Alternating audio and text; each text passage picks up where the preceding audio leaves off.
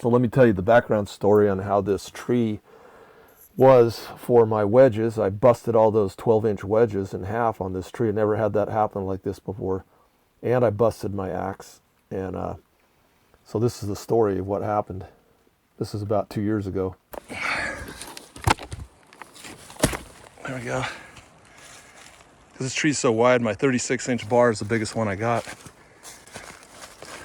I need to get a 48-inch one of these days. Start making the face cut, which will be over in here. This tree was just under 4 feet in diameter at breast height, but at the height that I made my face cut, it was 4 feet in diameter for sure. Before I took the bark off, you know, I shaved the opposite side as well, which you don't see here, but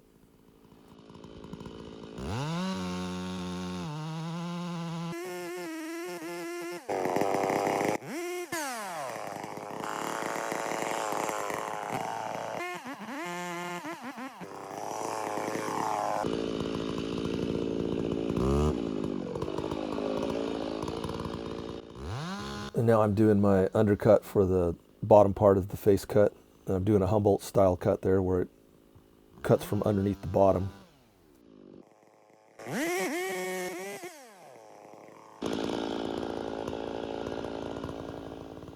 just like doing Humboldt cuts. They just feel safer to me, the way that the bottom of the tree comes off the stump. It also leaves a nice clean stem with a nice finished end, which is better for the person that's going to mill it.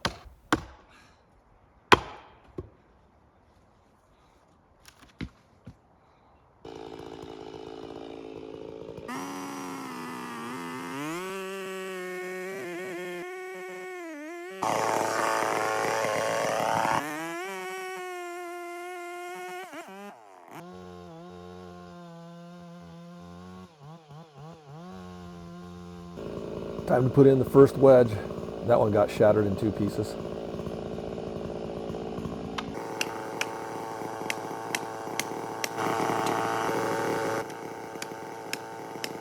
And I used a total of 6 wedges on this tree. 2 of them I had to make, and I made them quite hastily. It's kind of an emergency.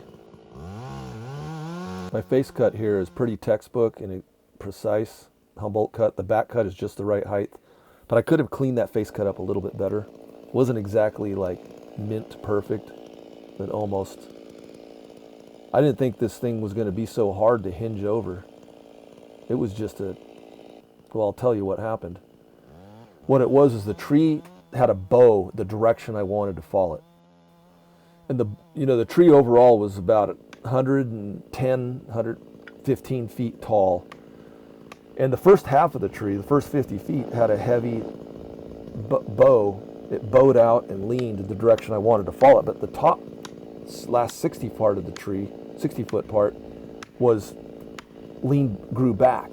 And it had heavy limbs growing off the back. And I think it was the limbs I didn't take into calculation, because I was looking at the stem of the tree, and I was going, yeah, I can drive this thing over. But I think those fat limbs that were growing, for some reason it had limbs growing out the opposite direction that were pretty, because see, I'm trying to fall it to the north. So the north side of a tree in the northern hemisphere doesn't get as many limbs. The south side of the tree, which is the back side that you're looking at my back right now going up, that side of the tree had larger limbs that were growing out. This tree was dead. But I think those extension of those limbs, the leveraging factor, they grew way back. I think that added a lot to it, that definitely. But yeah, the tree wasn't as easy to drive over as I thought it was. Plus my face cut could have been a lot deeper. I'm going to speed up the playback because this is, I had to pound and pound and pound on this tree for so long. So what I'm doing now is I'm doing my final trimming of my hinge, where I'm leaving just the right amount of wood. I tried to leave, approximately 2-inch thick hinge all the way across, but I kept trimming it down, and I ended up almost trimming it way too much.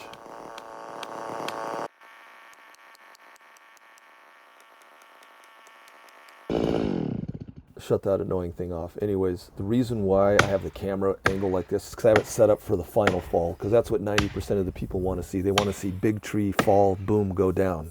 That's what they want to see. So if I had it at the other angle, I'd get all the wedges in there and you'd see me better, but that angle would be the wrong angle because I want to get the whole tree going down, right down that road. And I was aiming for a precise window where my fall was. I wanted to miss other trees to the left and the right. I would have hit an oak on the right and other firs that were alive on the left, and I didn't want to do that, so I fell it right down a slot right down the road.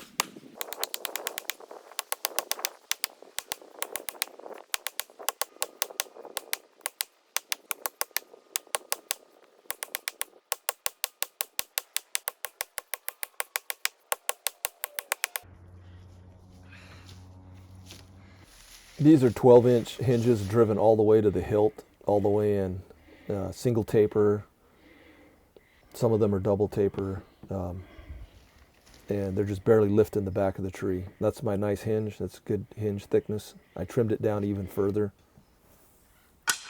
Here I'm going to use my 2 rifled wedges, my yellow ones, and you got to use them carefully though.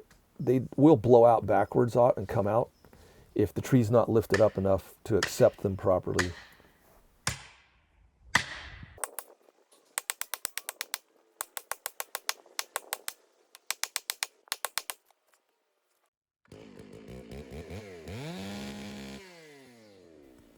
Well, I had a 2-inch thick hinge at this point, and I'd trimmed it down to less than an inch, which is pretty sketchy.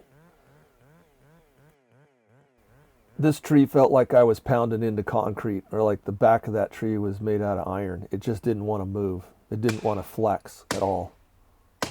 I pounded and pounded and pounded and pounded.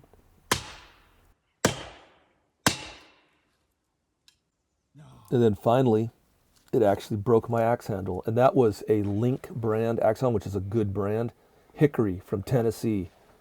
And I'm not saying anything against the handle company. I mean, that axe was a couple of years old and I use it, for a lot of work.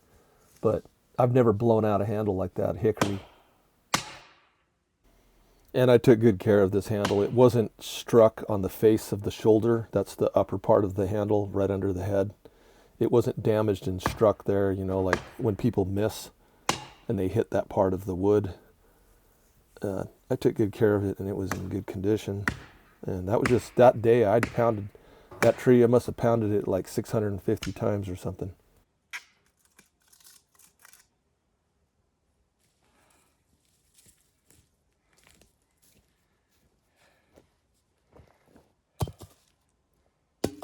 Well, that was the end of that.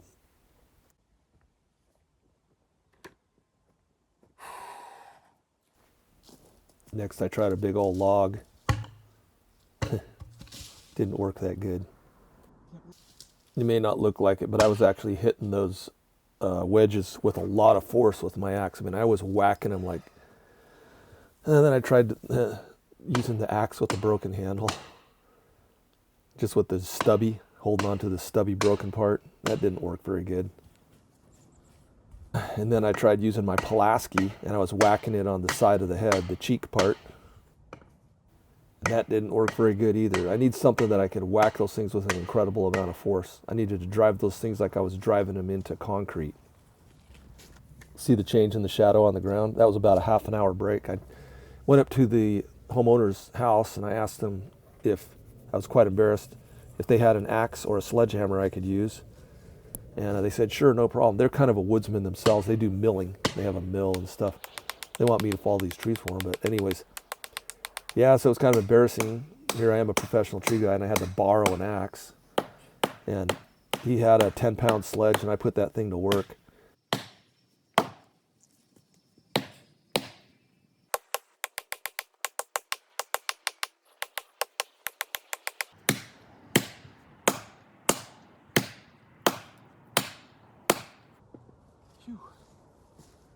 Man.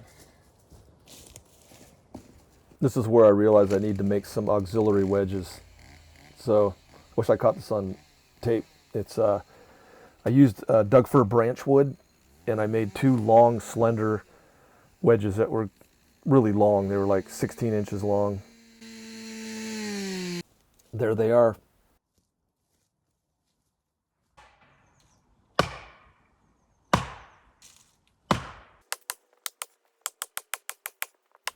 One thing I learned from this job is you can't bring too many wedges. I mean, I usually always make sure I got 4 good wedges with me at least.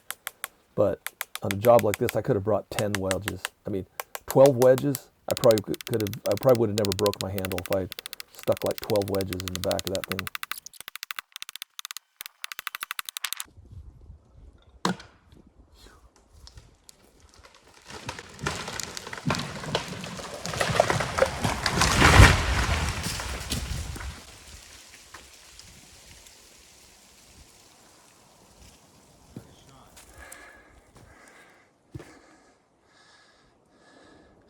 That thing busted all my wedges.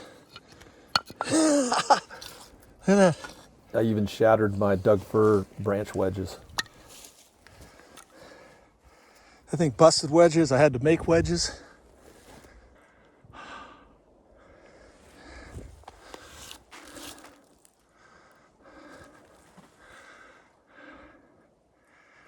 Wow, man, there wasn't much holding wood on there. Hey, well, if you're in doubt, put a rope in the tree. After this, I started looking up for aluminum wedges. They used to make them.